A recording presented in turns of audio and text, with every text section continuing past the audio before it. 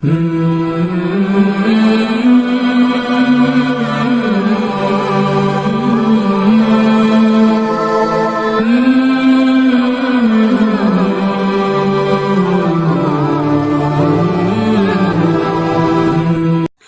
لله رب العالمين والصلاة والسلام على سيد المرسلين محمد وعلى آله وأصحابه أجمعين اما بعد. محترم ناظرین اکرام، جب سے محرم الحرام کی آمد ہے اس وقت سے صحابہ کرام رضی اللہ عنہم اجمعین کو نشانہ بنایا جا رہا ہے. ان کی عصمت پر اور ان کی عدالت پر انگلیاں اٹھائی جا رہی ہیں اور معصوم صحابہ کو اور ان کی زندگیوں کو داغدار بنایا جا رہا ہے. حضرت معاویہ رضی اللہ عنہ کی شان میں گستاخی کی جا رہی ہے اور ایک مولانا کی طرف سے یہ کہا گیا کہ ان کی حکومت ظالم تھی.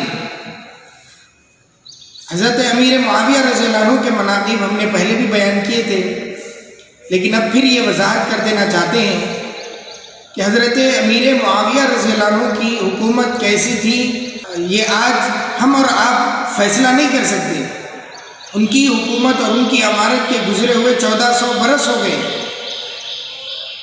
لہذا ہم ان پہلی شخصیتوں سے پوچھتے ہیں کہ حضرت امیر معاویہ رضی اللہ عنہ کی حکومت کیسی تھی. چنانچہ حضرت عدی بن حاتم رضی اللہ عنہ جو جلیل القدر صحابہ میں سے ہیں اور جنگ صفین میں حضرت علی رضی اللہ عنہ کی طرف سے تھے، حضرت معاویہ رضی اللہ عنہ کے مد مقابل تھے اور بعد میں بھی اپنی حیات تک وہ اپنے موقف پر مضبوطی کے ساتھ قائم بھی تھے. ان سے حضرت معاویہ رضی اللہ عنہ نے پوچھا کہ بتاؤ میری حکومت کیسی ہے، تو انہوں نے کہا کہ مجھ کو ڈر ہے، اگر صحیح بتا دوں تو تم مجھے تکلیف نہ پہنچا دو. تو حضرت معاویہ رضی اللہ عنہ نے کہا کہ حق کہتے ہو تو ڈرنے کی کیا بات ہے. یہ صحابہ کا معیار تھا، حق بات سے وہ کبھی گھبراتے نہیں تھے اور سامنے والا اگر حق کہتا ہے تو اس سے گھبراتے بھی نہیں تھے، اس کو تکلیف بھی نہیں پہنچاتے تھے. یہی واقعہ حضرت عمر رضی اللہ عنہ کے دور میں پیش آیا جب وہ ممبر پر کھڑے ہوئے اور کہا کہ اگر مجھ سے غلطی ہو جائے تو کیا کرو گے. تو ایک بوڑھے نے اٹھ کر کہا کہ اے عمر، ہم تم کو اس نیزے سے صحیح کر دیں گے. تو حضرت عمر رضی اللہ عنہ نے اللہ کا شکر ادا کیا کہ ایسے لوگ ہیں جو میری اصلاح کر دیں گے. تو حضرت معاویہ رضی اللہ عنہ نے اسی اصلاح کی نیت سے پوچھی کیسے ہے. لیکن حاتم رضی اللہ عنہ نے کہا کہ تمہارے زمانے کا انصاف پہلے زمانے کا ظلم تھا اور تمہارے زمانے کا ظلم آئندہ زمانے کے لیے انصاف ہوگا. کیا بہترین بات کہی انہوں نے کہ یعنی پہلے زمانے میں خلفائے راشدین کے زمانے میں جو ظلم سمجھا جاتا تھا وہ تم انصاف کہہ رہے ہو اس کو، اور آئندہ آنے والا زمانہ جو تمہارا ظلم ہے اس کو انصاف کہے گا. یعنی ہر آنے والا زمانہ پچھلے زمانے سے بدتر ہوتا ہے. خلفائے راشدین کا معیار اونچا تھا اور تمہارا معیار کچھ کم درجے کا ہے. یہی بات امام اعمش رحمۃ اللہ علیہ بہت بڑے محدث گزرے ہیں، ان کے پاس ان کے شاگرد بیٹھے ہوئے تھے اور حضرت عمر بن عبد العزیز رحمۃ اللہ علیہ کے زمانے کا ذکر نکلا اور لوگ ان کے انصاف کے واہواہی کر رہے تھے. تو حضرت اعمش رحمۃ اللہ علیہ نے کہا کہ اگر تم امیر معاویہ رضی اللہ عنہ کا دور پا لیتے تو ان کے اوپر عش کرتے، یعنی اب ان کی مثال دیتے. یعنی حضرت معاویہ رضی اللہ عنہ کا کیا زمانہ حضرت عمر بن عبد العزیز رحمۃ اللہ علیہ کے زمانے سے بھی بہتر تھا اور ہونا بھی چاہیے. وہ صحابی رسول تھے. اللہ کے رسول صلی اللہ علیہ وسلم نے ان کے تعلق سے فرمایا اللہم اجعلہ ہادیا مہدیا. حضرت قتادہ، حضرت مجاہد اور ابو اسحاق سبیعی رحمۃ اللہ علیہ کہتے ہیں کہ اگر تم معاویہ رضی اللہ عنہ کا دور پا لیتے تو تم یہ کہنے پر مجبور ہو جاتے کہ وہ مہدی تھے.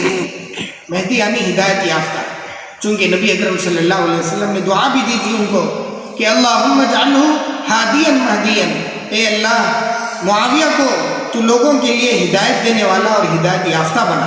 معاویہ رضی اللہ عنہ کی ذات کے اوپر کیچڑ اچھال کر ہم کو کیا مل رہا ہے؟ گویا کہ ہم ایک نیا دروازہ کھول رہے ہیں امت کے لیے کہ مجھ کو معاویہ کی حکومت پسند نہیں ہے تو میں ان کے اوپر طعن کروں، اور اگر تم کو پسند نہیں ہے فلاں صحابی کا عمل تو تم ان کے اوپر طعن کرو۔ صحابہ کرام رضی اللہ عنہم اجمعین ایمان کی اساس ہے، ہم تک دین کو پہنچایا ہے، ان کی تعظیم و تکریم ضروری ہے۔ حضرت سعد بن ابی وقاص رضی اللہ عنہ، جن کو نبی اکرم صلی اللہ علیہ وسلم نے دنیا میں رہتے ہوئے جنت کی بشارت دے دی تھی، عشر مبشرہ میں سے تھے، اور حضرت علی حضرت معاویہ رضی اللہ عنہ کے مشاجرے میں غیر جانبدار تھے، انہوں نے کہا کہ میں حضرت عثمان کے بعد حضرت معاویہ سے بڑھ کر کسی کو خلافت کا حقدار نہیں سمجھتا۔ ان کے وہ الفاظ ہیں، اور ہمارے یہ الفاظ کہ ان کی حکومت ظلم کے اوپر مبنی تھی، نعوذ باللہ، یہ سراسر صحابہ کے اوپر تہمت ہے۔ ایک صحابی نہیں بلکہ پوری جماعت صحابہ کے اوپر تہمت ہے۔ پورا قرآن کریم جس کی کتابت میں خود حضرت معاویہ رضی اللہ عنہ بھی شریک تھے، صحابہ کی مدح سرائی کرتا ہے، تو ہم اور آپ کون ہوتے ہیں کہ ان کی حکومت ایسی تھی اور ان کی حکومت ویسی تھی؟ اسی طرح حضرت ابو ہریرہ رضی اللہ عنہ کو بھی نشانہ بنایا گیا اور یہ کہا گیا کہ وہ خائن تھے اور انہوں نے علم کو چھپایا ہے، اور وہ بنو امیہ کے سرکاری مولوی تھے۔ سراسر غلط باتیں ہیں۔